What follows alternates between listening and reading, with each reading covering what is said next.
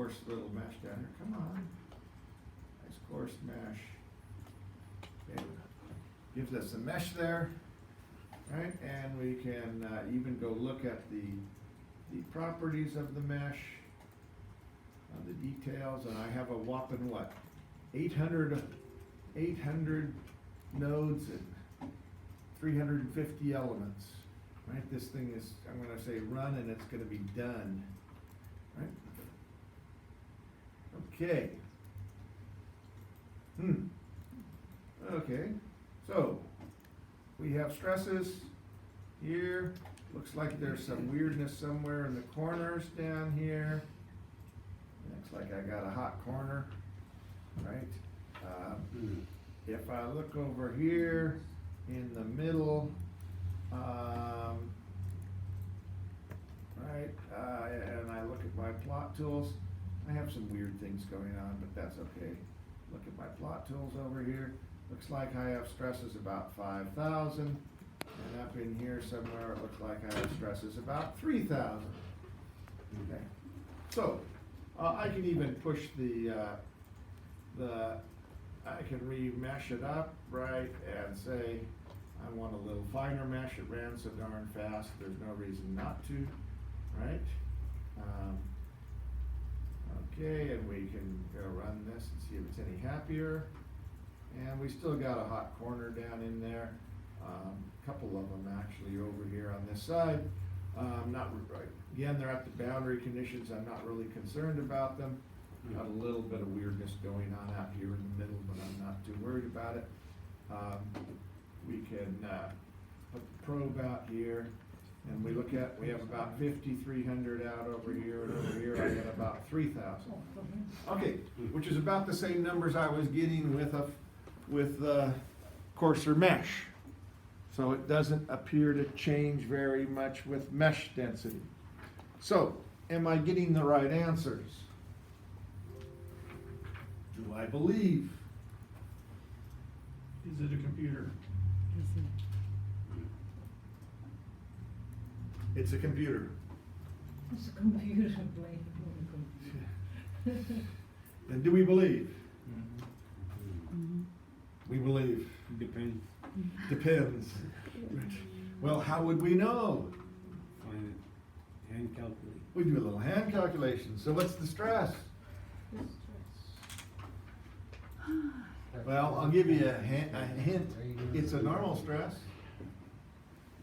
Okay? MC over I. FRA. Hoop stress, right? Yeah, hoops.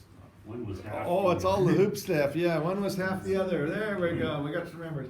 Okay, so there's actually a PD over 2T, and then that's the hoop stress, as I recall, and then we're going to have sigma longitudinal, and that's PD over 4T. So we got hard calculations to do here now. Okay, got tough numbers, right? I mean, there's 3 variables up there. Do I know those variables? Well, yeah, I think I actually do, right? Right, so let's see, so this one's gonna be what? 400 PSI times what the diameter was, 24? I think I made it at 24. I think you make it 25. And then, did I make it 25? 25 on yours, yes. Did I make it 25? Yes. Make it different. 12 and a half? Is yours, I thought yours was 20. With Ours our is 20, Yeah, you did 12. Yeah, so it's 24. Yeah. 24, okay.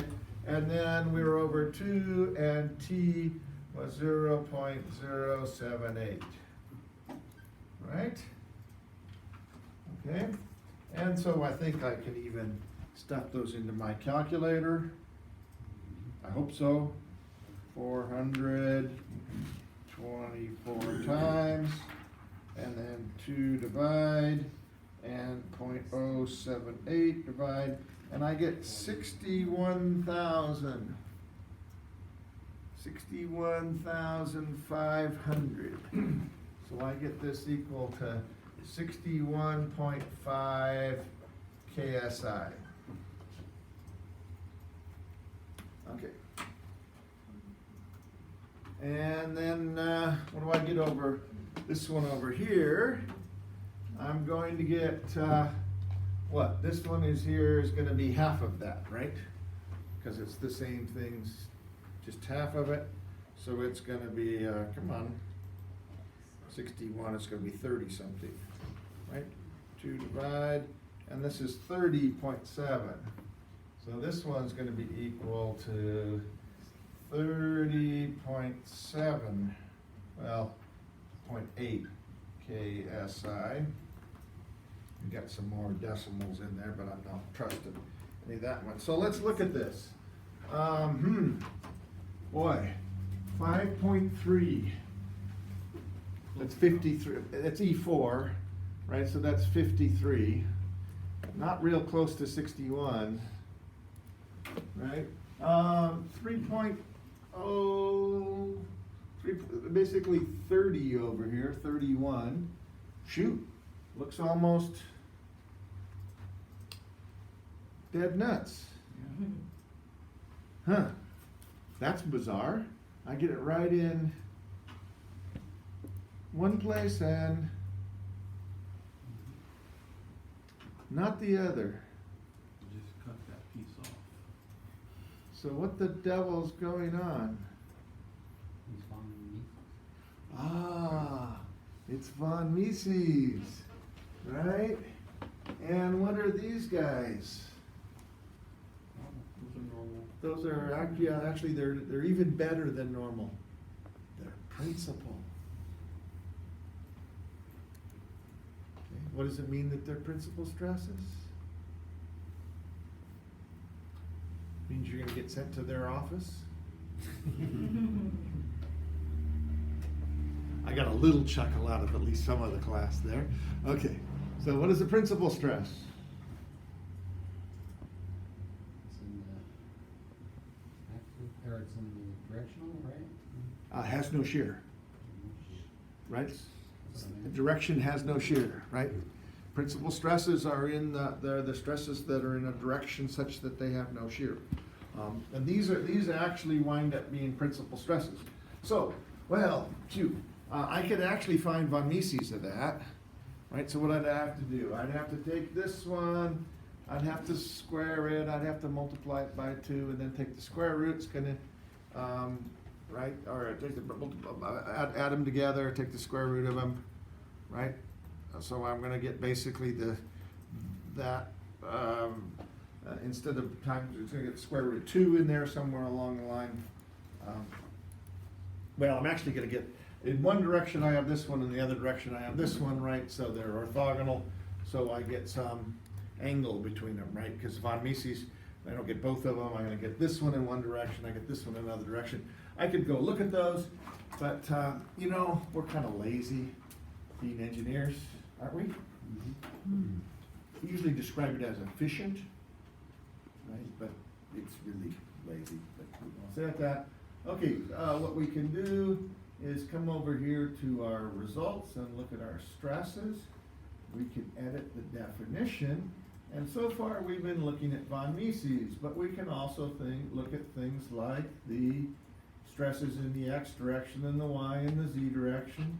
We can look at the shears in the y and the different. Oh, and here they have the first, second, and third principal stresses. So let's look at the first principal stress.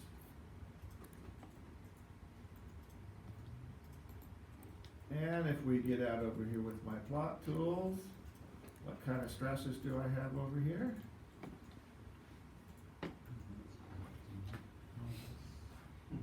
Pretty good. Oh, boy. I'm way off. What, 1 part in 615? Right, because this one is what? This is 61E4, so this is what, 61.44, and I have what? 61.5. Oh, heartbroken. That's, okay. And over here I have 31, right? And which is 30.73, and I have 30.8. Okay, which I probably rounded up from 7.3, right? Or 30.75. 7.5, so, okay, I'm way off here now, right? So first thing is that these results look pretty good, right? I mean, we got funny, there's a little bit of hot spots in the corners that are kind of nasty, but we don't really care about those too much. If we really wanted to, we could go play with the boundary conditions and get rid of them. What's happening is that it's getting a local rotation out of plane in those spots.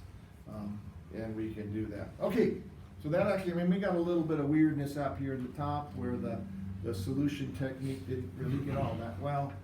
One of the other things we can try is go play with the solvers a little bit. Let's see if the properties here, right, we got different properties. And we can try these others, see if they get results that we're happier with. Come on. Never quite know if they're gonna get results that are happy with. Didn't really change, right? Basically the same all the way through. It doesn't look like it's gonna change much with the solver. Yeah, 3.58, I was actually better results, 61.3. It looks like there's actually better results with the other ones. Sometimes there's ways you can squeeze on them a little bit. And I have to look at the other properties in the solver. We can, I don't think it's gonna matter with those, yeah. Intel Direct sparse, Intel Network sparse, boy, I don't think any of them are gonna help. I don't think any of them are gonna help, so, okay. Yes, no, I don't think we get any option. Sometimes they have an option that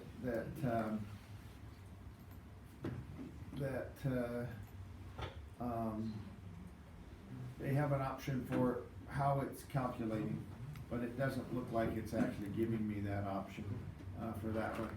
I may go back and remesh it here, just because it doesn't really give it a whole bunch of elements here. Look at how many elements I got now. I went up to, I have 10,000 nodes now. So I've increased them by an order of magnitude. See if it's not going to slow it down any, really. That seemed to help the weirdnesses on the corners, right? We don't have that weirdness up here I don't have the weirdness over in here that I was having, and I don't seem to have the weirdness in the corners, right? So pushing the number of nodes up seemed to get rid of the local instabilities, right? Basically, it was like improving the accuracy of the model. And it looks like it's pretty good, 63.93, and I have 61.5. Yeah. Who's accurate, right? Now, we can have an interesting discussion on that, right? Okay, so over here, yeah, 61, well, listed actually at 61.5, and I'm at 61 point, oh yeah, okay. I'm also heartbroken. 30.5, and we got, yeah, 30.8. I don't think it's, I'm not worried. And I bet if I pick some others to get slightly different numbers, right? They're all pretty close. But that just gives you some idea of the inaccuracies in the various things, guys. Okay, so that looks like it's all working pretty good. If I don't want to look at the first principle, I can edit the definition again, look at the second principle. Okay. And not too surprisingly, it's all the same, right? Because the principal stresses are basically the same in both places, because what is the second principle? Over here, the first principle is the hoop stress, right? The one trying to blow it apart. the cylindrical, these are the axial ones. The longitudinal ones out here is the second one. And out here, of course, this is a spherical pressure vessel out over here, right? We can argue this one's spherical, since I model it as a arc, right? It's pretty spherical to me, and it's gonna give me results that are pretty darn good. Okay, so let's see, I've been talking for an hour so far. Well, 1 hour, and we've made the model, and it works. Seems to work great. Are we happy? Think you can do that? Think it's going to be hard? No, I don't get the right result. Well, But yours. then you have a problem, right? Okay, so now we're getting weirdness in here, right? We get funniness in here. Why do we get funniness in here?